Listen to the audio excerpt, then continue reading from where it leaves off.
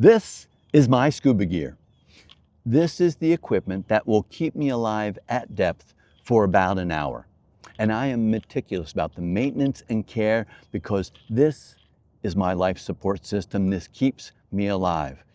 Well, before I go diving, I assemble my gear, I inspect my gear, and then I will fully turn on my scuba tank. And then I will look at my gauge, it reads 3,000 PSI, I take a sample breath, get the rest of my equipment. But let's say before I go into the water, somebody comes up from behind me and turns off my scuba tank. I look at my gauge, it still reads 3,000, I can take a sample breath, but how many breaths will I get and how deep will I be before I completely run out of air? Well, I don't know, so let's find out together. The tank is off.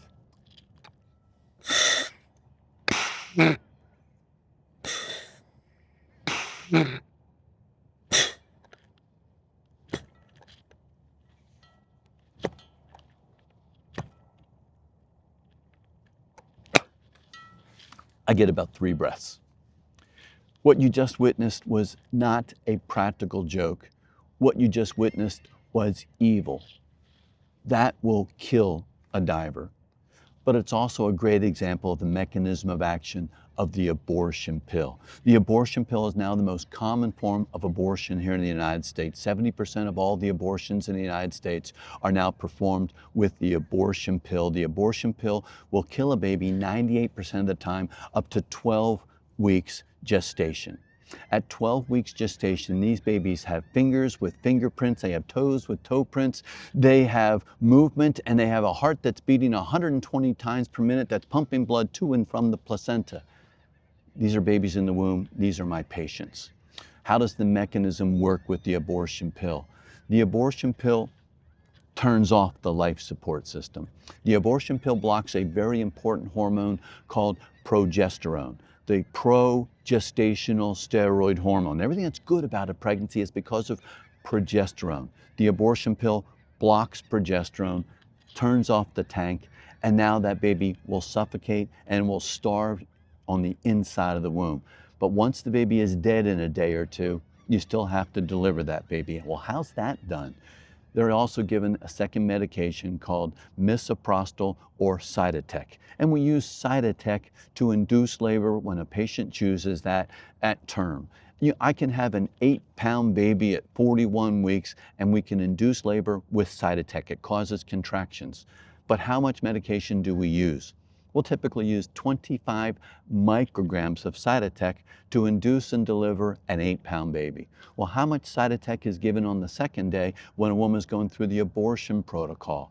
It's not 25 micrograms, it's 800 micrograms of Cytotec to cause intense contractions and pain to deliver that baby from the inside to the outside.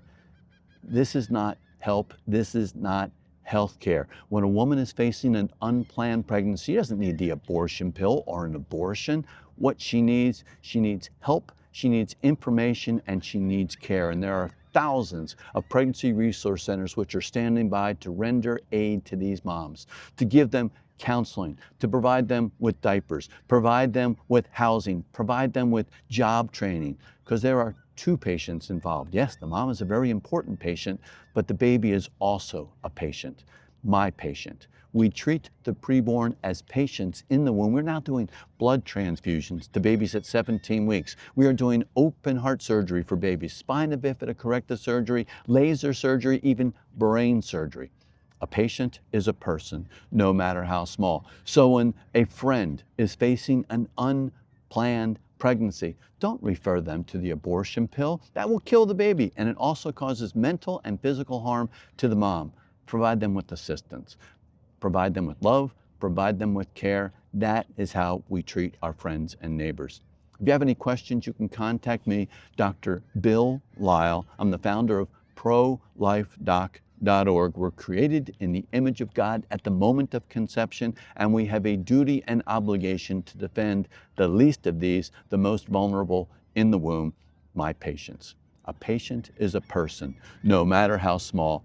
Give me a call.